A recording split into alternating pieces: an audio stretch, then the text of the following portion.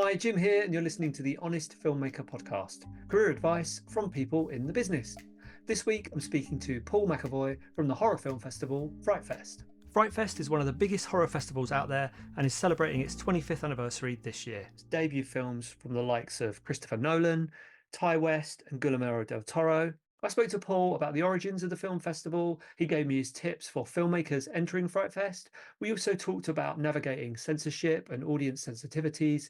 And he also gave me some tips for audience members to get the most out of Fright Fest. Enjoy. So, first off, can you tell me a bit about the origins of Fright Fest and what inspired its creation?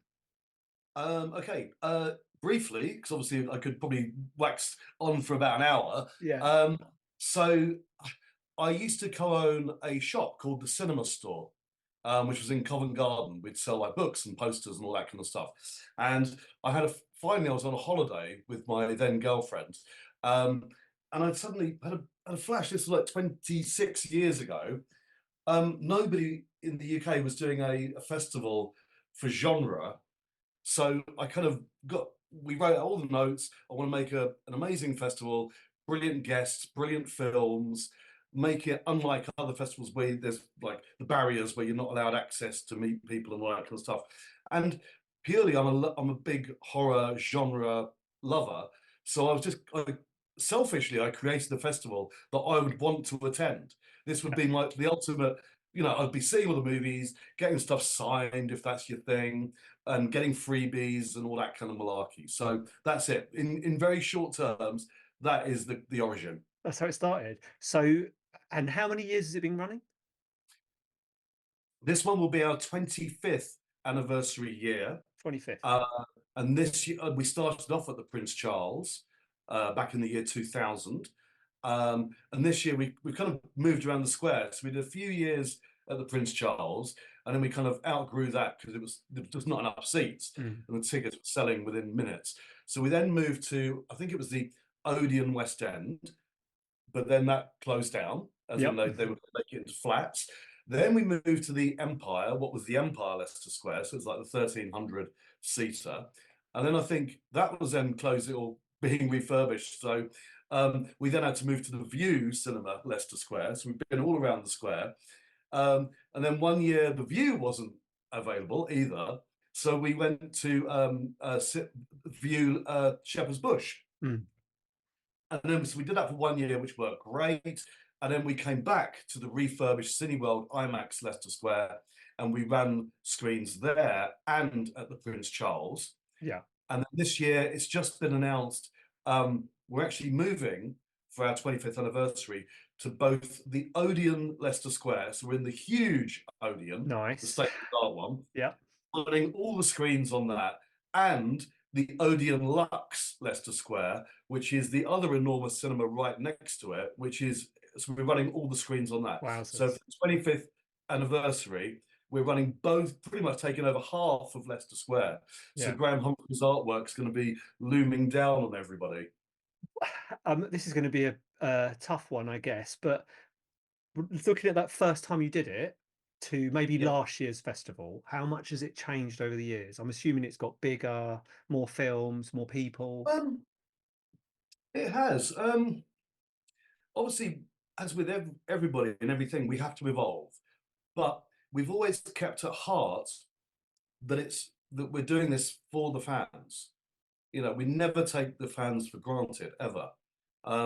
Okay, occasionally we have to have like a red carpet thing where you can't, but even then, we still try and instill that community feeling.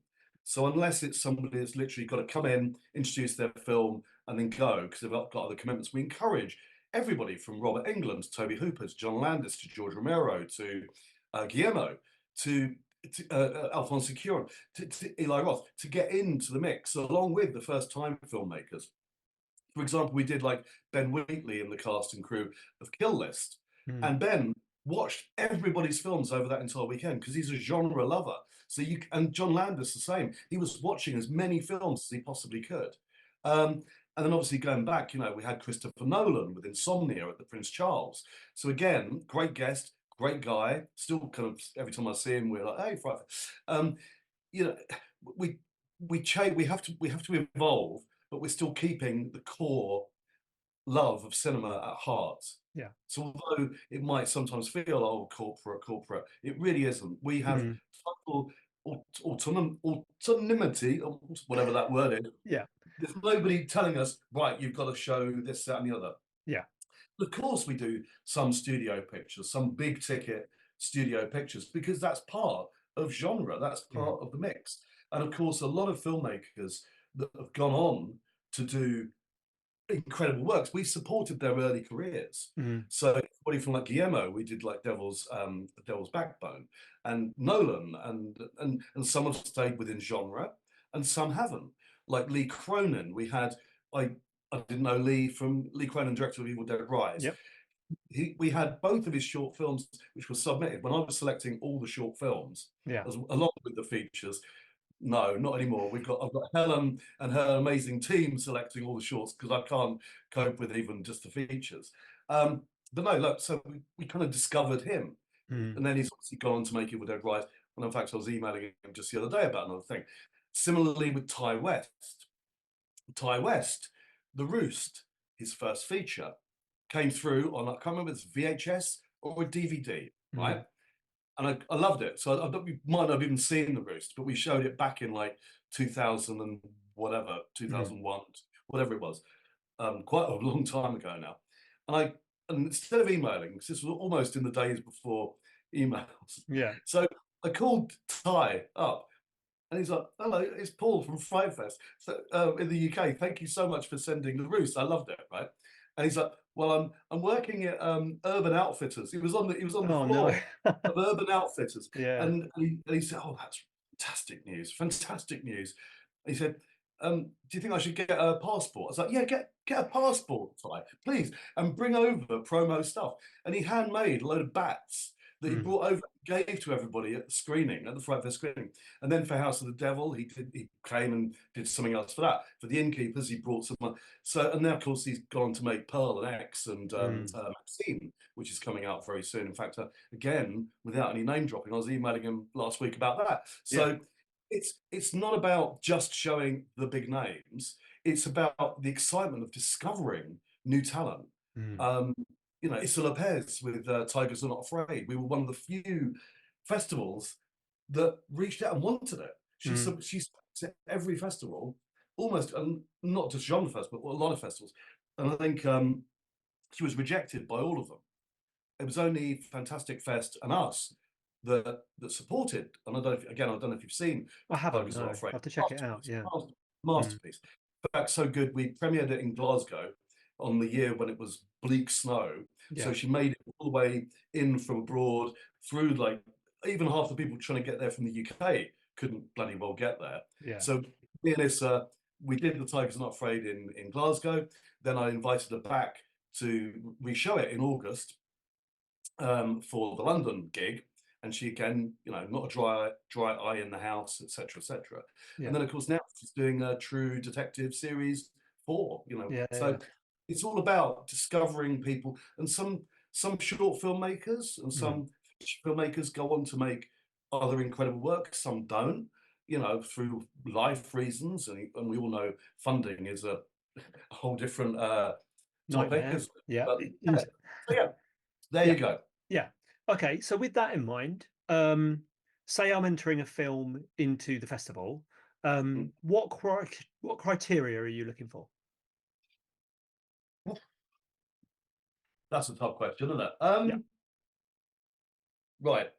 Okay. Are we talking shorts or features? Let's start with shorts. So short films. What criteria are you looking for when you look at my advice through doing 20 odd years of selecting all the shorts, and we do get sent hundreds and hundreds of them.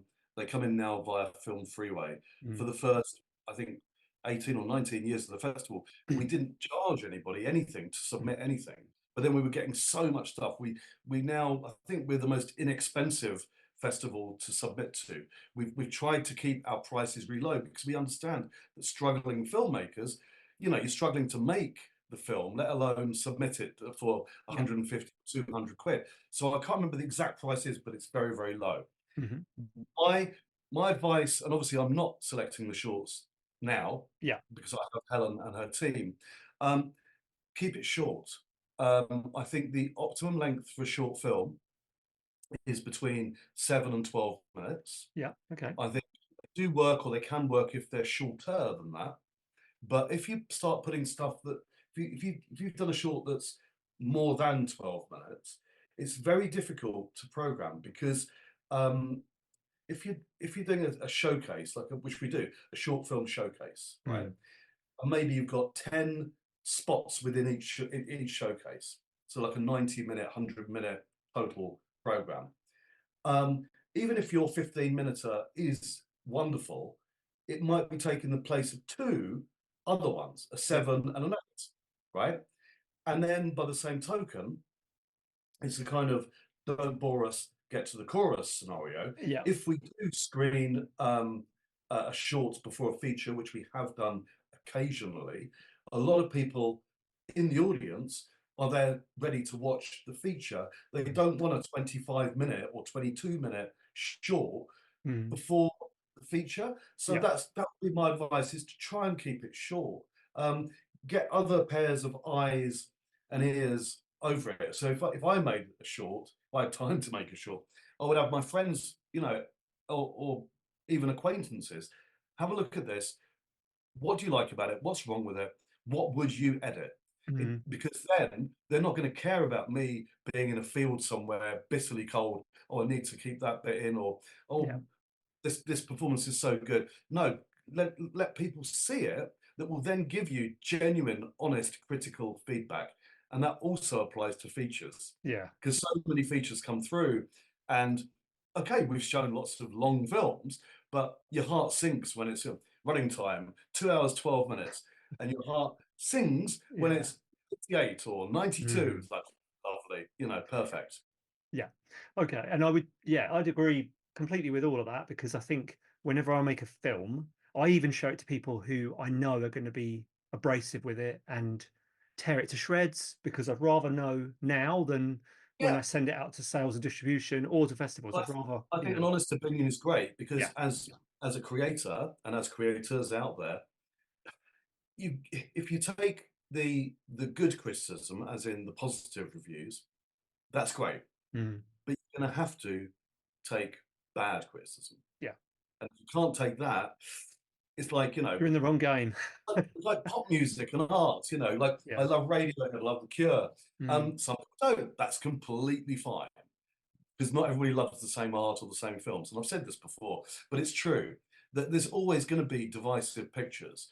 And I would almost rather a film or a piece of art be a divisory thing, i.e., you're not going to please everybody, like, than being bland. That's the worst thing. Is something that machine built, like in the Marvel stuff or Star Wars, to try and please everybody. And in the end, you don't please anybody, because it's a bland Big Mac. Yeah. You know what I mean? It's a palatable for the mass market. Yeah. Yeah. Well, I won't agree with you on Star Wars, but because I absolutely love all Star Wars. That was one of my first obsessions. Like, I bought all the little things, all the little toys, Palitoy. Yeah. No, it's changed a lot. It has changed a lot over the years. Obviously worth a fortune. Yeah. And then I flew from Cannes to the opening day of episode 1. Oh, really? Wowzers. Mm-hmm. Yeah. I bet that was good. And to be honest with you, I wasn't. Ruined it for you. It's all right. No, anyway, look, I'm just using Star Wars as an example. No, I know. Because, yeah, no, I get it. So talking about pushing the envelope and doing those things that people really love. Obviously, these days you can have controversial films with sort of controversial themes and content. And how do you navigate that? And do you care about audience sensitivities, or are you like, it's a horror film, deal with it? What's your kind of stance on that? No, we're very, very careful. In fact, every year we get sent stuff through that myself and Alan Jones, who is my co-programmer on the festival, we get sent a lot of stuff that we find distasteful. Oh, really? Yeah. No, well, either it doesn't work for us on a personal level, or we just know that the content is too problematic. So I'll just give an example. Like we screened the remake, Alex Ayer's remake of Maniac. Yeah. You know, the one with Elijah Wood. Yeah. And there was some pushback from people that which shown something that was too extreme. And we totally get that. But there was, and a lot of people love it, and now it's kind of regarded as not a classic, but people respect it. They do like it. But there was, at that time of that screening, there was some kickback. We also did program a Serbian film, which is a very controversial picture, especially in its uncut form. But it wasn't, in our eyes, and again, all art is in the eye of the beholder, it wasn't exploitation for exploitation's sake. Having spoken at length with the director and the producer of that picture, it was a metaphor for, you know, the plight of the country, etc., etc. But whereas and then you've got some stuff which is pure trash, pure exploitation that we wouldn't touch with a barge pole. I mean, we did screen the remake of I Spit on Your Grave, which again wasn't wonderful. I mean, but we didn't get away with it, but it wasn't really something that we loved. Yeah. And there's certainly much worse stuff that we have absolutely, you know, turned down. Yeah. So yeah, but then horror has always been, and it always should be, have some controversial stuff in it. So, for example, if we were running Fright Fest back in the early 70s, we'd be offered stuff like The Last House on the Left, which has got the original one, which has got some massively problematic stuff in it. Even Texas Chainsaw Massacre and the original Maniac. So I think it's good to push the boundaries, but I think the boundaries over the years have changed. But so, for example, we will premiere both of the Terrifier pictures, Terrifier 1, Terrifier 2. We did the world premiere of the second one. Was it last year? Yeah, was it? No, the years flow by. Yeah, was it last year? I can't remember. Anyway, but it's really long, really, really, really long, like 2.5 hours long.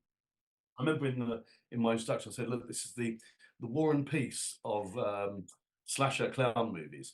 And to be honest with you, the film is extreme in its gore, and it's done extremely well worldwide box office. It's been a sensation. It's done a fortune. It's everywhere, and art is now like for the kids. A lot of teenagers love it, don't they? So it's their, almost like their video nasty. You know what I mean? I don't know about you. I'm older than you, but I remember like the video nasty era.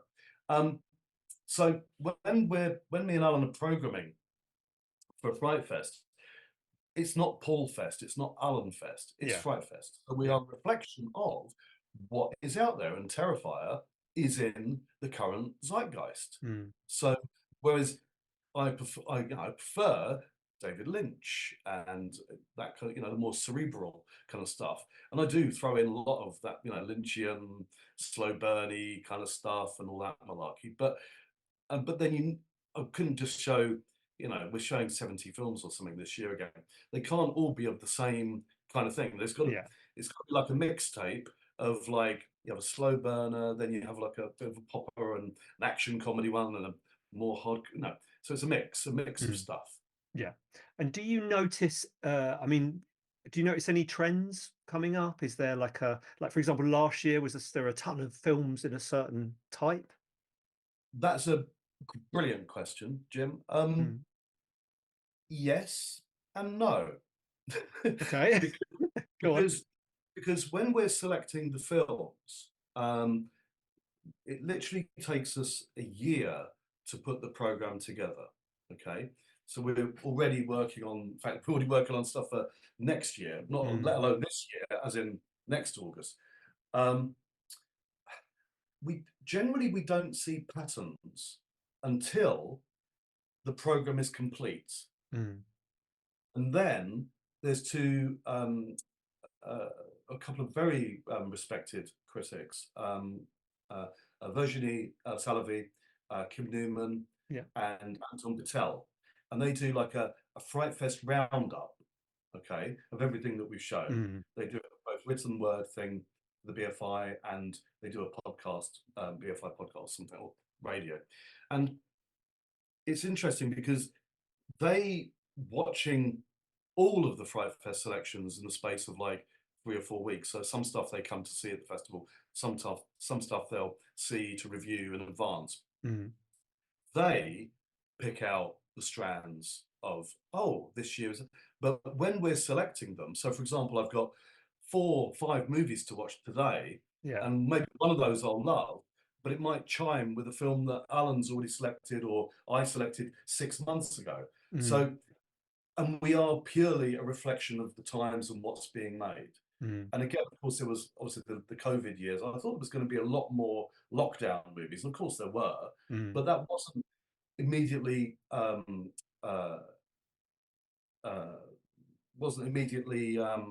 noticeable for us because a lot of stuff was made pre-pandemic, and then it was in post-production post-pandemic. So does that make sense? Yeah, no, that makes perfect sense. And it brings me on to something else. Whenever I speak to filmmakers who've had a film at Fright Fest, one of the things that they love about it is the amount of exposure they get. Because a lot of festivals you can go and you don't really have that much interaction with press, but they all say loads of interviews, loads of press. Obviously, that must be important to you guys. How do you keep that momentum up and keep the press coming and keeping them interested?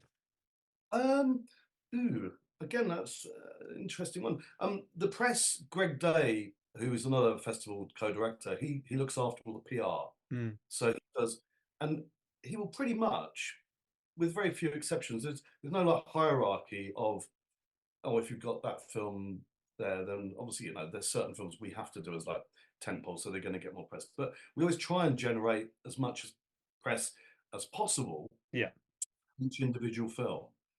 So what tends to happen is, and this is what I've been emailing the last couple of weeks, when I've been saying your film is selected to Fright Fest, please don't tell anybody. Please keep it strictly to yourself, because then when we make our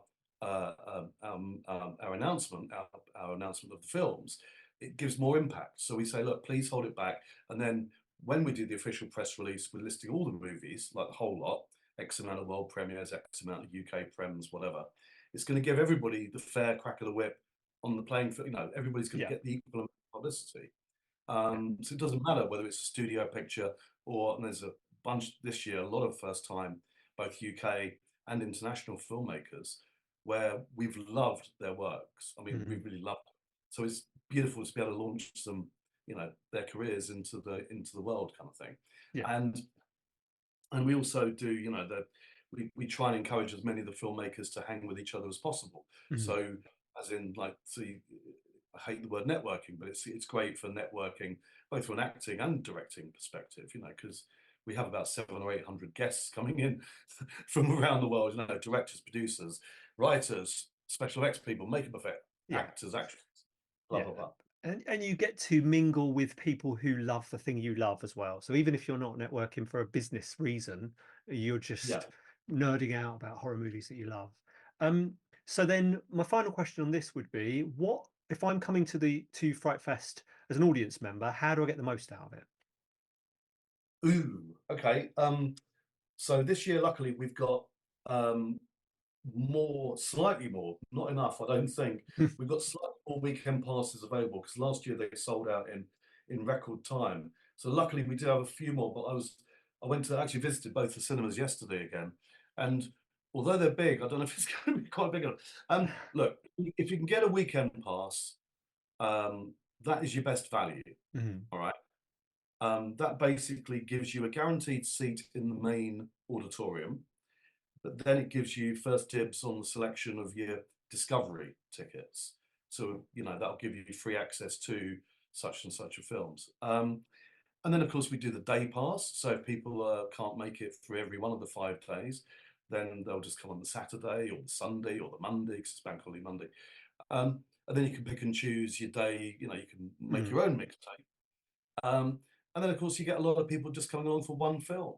I would say it's such a fantastic atmosphere, both for the fans and for the filmmakers, whether they've got a film in the festival or not. It doesn't really matter. I mean, it's just important to be there, to be, as you said, talking to producers and financiers if that's your bag, or if you're there purely as a fan, make friends with the people in the seat next to you. You never know who you're going to be sat next to. And that's similar to me, and I go to a lot of festivals worldwide, I've met a lot of people just by sitting next to them and just saying, "Oh, hey, how you doing? You enjoying the film?" Blah blah, and just I know not everybody can be or is able to be like talkative, and I totally get it. If people don't want to talk, that's completely fine, of course.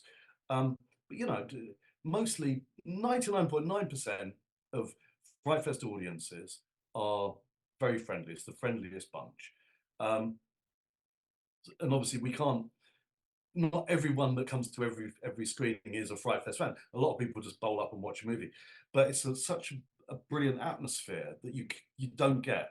If me and you, Jim, were going to see a film in your local view on a Friday night, who knows what that audience can be like? There might be phones, there might be shouting, there might be people trying to get in from another screen. This doesn't happen at Fright Fest. It's, you know, everybody's looking after each other.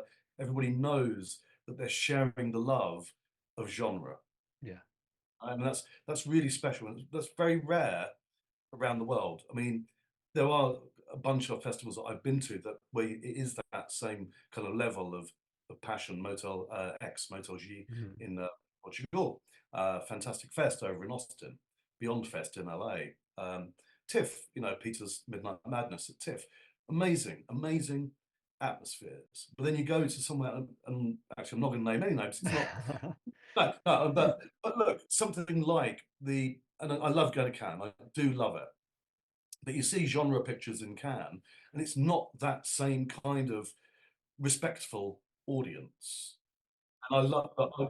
No, tell me about. I love Cannes. I love Cannes as well. But the mad thing about that is, I've been in screenings where, for example, it's a George Romero thing. I can't remember the one he did.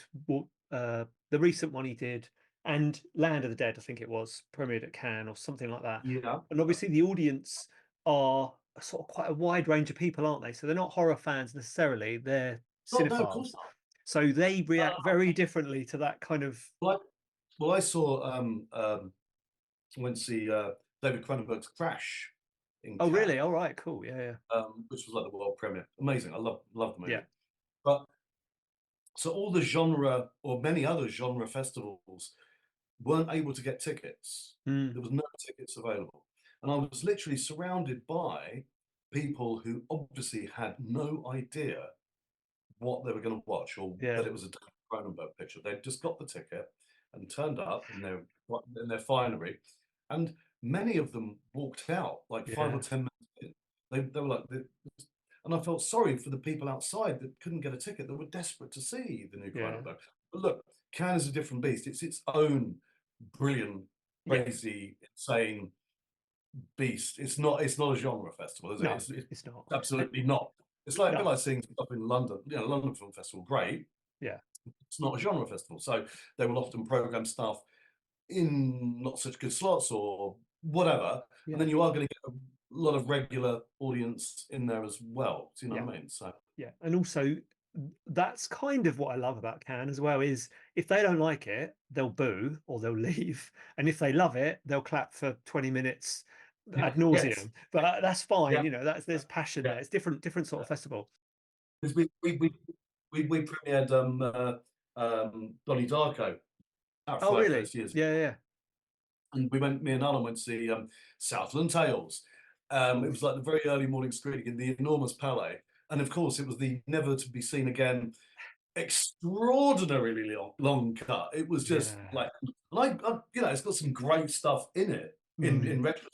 But at the time, we were like, oh my God, what happened? When's it going to end? You know, but that's Cannes, which I love. Thinking of all your experience watching all these horror movies, what is the most disturbing horror movie or scene in a horror movie you've ever seen? Right. So despite doing this thing for 25 years and being a horror fan my entire life, I do still genuinely get scared about on certain films. And that fear frisson, you know, when the hairs on the back of your neck go up, that still happens. Not a lot, not as much as it should do, but enough. So one of my favourite films of the year, which we just UK premiered in Fright Fest in Glasgow, is a new movie that's coming out in April in the UK. All You Need Is Death by Irish director Paul Dwan. who looks very much like Alan Moore. He's in that Alan Moore kind of style. Mm-hmm. It's a film about a young couple searching for a cursed Gallic song, which kind of infects like a virus. Mm-hmm. When I watched it, it was like literally hairs. It was just terrifying. A bit Yeah. like Zanaski's Possession Mm-hmm. mixed with Kill List or whatever. And inside, à l'intérieur, Bustillo Amori's picture. No spoilers, but when Beatrice is coming out from the dark. Martyrs, which again we premiered, that was shocking. Mm-hmm. Me and Alan literally sat in a screening room on our own. It was a massive room, and nobody's in there watching it. Me and him, like 4 or 5 other people, and we're like, "Fucking hell, this is we have to show this." So yeah, that's obviously a terrifying picture. There's loads, yeah. So yeah, horror. And look, my favorite film. Oh, well, I'm not going to circumnavigate. If you're going to ask me my favorite film, so I'm going to Go for it. No, tell me. Favorite. no, Give me look, your favorite. my favorite horror pictures, and I've gone on record with this before. Obviously, it's when people say, "What's your favorite horror?" And Don't Look Now is my absolute all-time favorite because I still am terrified of the ending because I watched it when I was like 13 or 14 with my parents, and that ending just kept repeating in my mind. I couldn't get it out of my mind. And then just rewatched it on 4K, and it's just a masterpiece. The Innocents, The Haunting, brilliant, scary films. Texas Chainsaw Massacre, Argento's Inferno, Alien, the first Alien picture. I'm sure I've forgotten some, but look, that's just and David Lynch, my favorite filmmaker. So Mulholland Drive or Twin Peaks: Fire Walk with Me, Videodrome. See the Thing remake. George's and I love George so much. One of my closest friends. Pretty much all of George's, but Dawn of the Dead, especially Night of the Living Dead. Just wonderful pieces of work. I hope you enjoyed this week's episode. If you want more advice from industry professionals who are out there at the moment working, or you just want to listen to some cool stories from film sets from around the world, then please do subscribe.